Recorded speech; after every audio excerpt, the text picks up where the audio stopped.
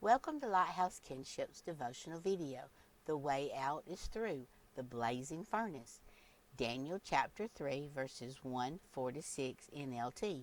King Nebuchadnezzar made a gold statue 90 feet tall and 9 feet wide and set it upon the plain of Dura in the province of Babylon. Then a Herod shouted out, "People of all races and nations and language, listen to the king's command." When you hear the sound of the horn, flute, zither, lyre, harp, pipes, and other musical instruments, bow to the ground to worship King Nebuchadnezzar's gold statue. Anyone who refuses to obey will immediately be thrown into a blazing furnace. Isaiah 43:2c TLB. When you walk through the fire of oppression, you will not be burned up. The flames will not consume you. Today's Tuesday, March 21st, 2023. Monica and I are here at the Iron Furnace. In the 1800s, the furnace was known as Newley's Furnace. Cumberland Gap National Historical Park, Cumberland Gap, Tennessee, and Ewing, Virginia.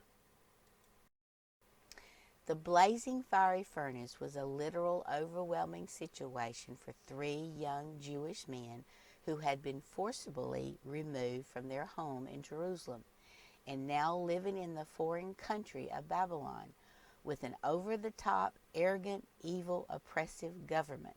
Nebuchadnezzar, king of Babylon, was forcibly determined to eradicate these young Jewish men into Babylonian culture by obliterating their faith in the one true God, their Jewish culture, and changing their Jewish names. Hananiah, Yahweh is gracious; Mishael, who is what God is; and Azariah, Yahweh is a helper, to names linked with the gods of Babylon, to create dependence upon King Nebuchadnezzar, his gods, and his royal court. Does this situation sound familiar? Daniel chapter 1, verses 1-7 NLT. During the 3rd year of King Jehoiakim's reign in Judah, King Nebuchadnezzar of Babylon came to Jerusalem and besieged it. The Lord gave him victory over King Jehoiakim of Judah and permitted him to take some of the sacred objects from the temple of God. So Nebuchadnezzar took them back to the land of Babylonia and placed them in the treasure house of his God. Then the king ordered Ashpenaz, his chief of staff, to bring to the palace some of the young men of Judah's royal family and other noble families who had been brought to Babylon as captives. Select only strong, healthy, and good-looking young men, he said. Make sure they are well versed in every branch of learning, are gifted with knowledge and good judgment, and are suited to serve in the royal palace. Train these young men in the language and literature of Babylon. The king assigned them a daily ration of food and wine from his own kitchens. They were to be trained for 3 years, and then they would enter the royal service.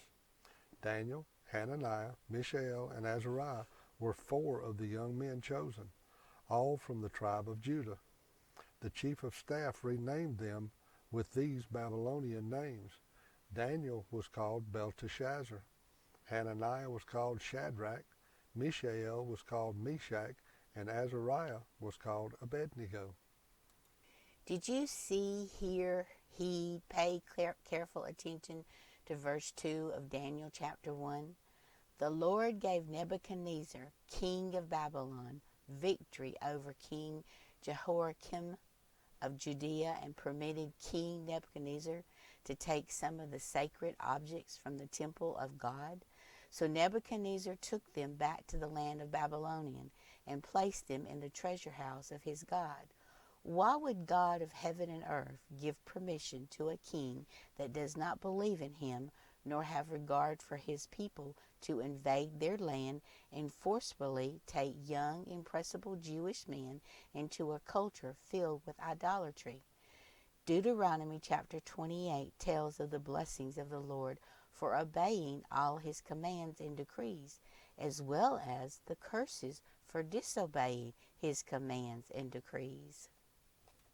Deuteronomy 28, verses 20-25 NLT. The Lord himself will send on you curses, confusion, and frustration in everything you do, until at last You are completely destroyed for doing evil and abandoning me. The Lord will afflict you with diseases until none of you are left in the land you are about to enter and occupy. The Lord will strike you with wasting diseases, fever and inflammation, with scorching heat and drought, and with blight and mildew. These disasters will pursue you until you die. The skies above will be as unyielding as bronze, and the earth beneath will be as hard as iron. The Lord will change the rain that falls on your land into powder, and dust will pour down from the sky until you are destroyed. The Lord will cause you to be defeated by your enemies. You will attack your enemies from one direction, but you will scatter from them in seven. You will be an object of horror to all the kingdoms of the earth. As you read these verses, ask yourself, what about our country? Has America stopped obeying God's commands and decrees? Has America been turned over to the enemy because we have murdered millions upon millions of precious unborn babies, and now we are murdering newborns as well? We have completely lost all our moral fiber to undermine God, our creator of male and female, to tell young, impressionable minds that you can recreate yourself from a female to a male, or from a male to a female, as well as defile God's institution of marriage. How has our country sunken so low to allow and bring such evil into our once blessed souls? Bobby and I see signs for God to bless America. God will not bless a nation who has kicked him out of our hearts, souls, homes, schools, businesses, churches, and government. Do you have the faith, courage, and love for Christ yourself and America to stand up and for Christ like the three young Jewish men in Daniel chapter 3, even though they were being threatened with the blazing fiery furnace? Daniel 3, verses 16 to 18 NLT. Shadrach, Meshach, and Abednego replied, O Nebuchadnezzar, we do not need to defend ourselves before you. If we are thrown into the blazing furnace, the God whom we serve is able to save us. He will rescue us from your power, your majesty. But even if he doesn't, we want to make it clear to you, your majesty, that we will never serve your gods or worship the gold statue you have set up. This concludes our devotional video of Lighthouse KinShip. The way out is through the blazing furnace. Daniel chapter 3, 19, 21, 24 to 27 NLT. Nebuchadnezzar was so furious with Shadrach, Meshach, and Abednego that his face became distorted with rage. He commanded that the furnace be heated 7 times hotter than usual. So they tied them up and threw them into the furnace, fully dressed in their pants, turbans, robes, and other garments. But suddenly Nebuchadnezzar jumped up in amazement and exclaimed to his advisors, Didn't we tie up 3 men and throw them into the furnace? Yes, your majesty, we certainly did, they replied. Look, Nebuchadnezzar shouted, I see 4 men unbound walking around in the fire unharmed, and the 4th looks like a god. Then Nebuchadnezzar came as close as he could to the door of the flaming furnace and shouted, Shadrach, Meshach, and Abednego, servants of the Most High God, come out, come here. So Shadrach, Meshach, and Abednego stepped out of the fire. Then the high officers, officials, governors, and advisors crowded around them and saw that the fire had not touched them. Not a hair on their heads was singed, and their clothing was not scorched. They didn't even smell of smoke. Monica and I thank you for traveling along with us here at the tri-state point to stand in 3 states at once, Kentucky, Tennessee, and Virginia, in the Cumberland Gap National Historic Park.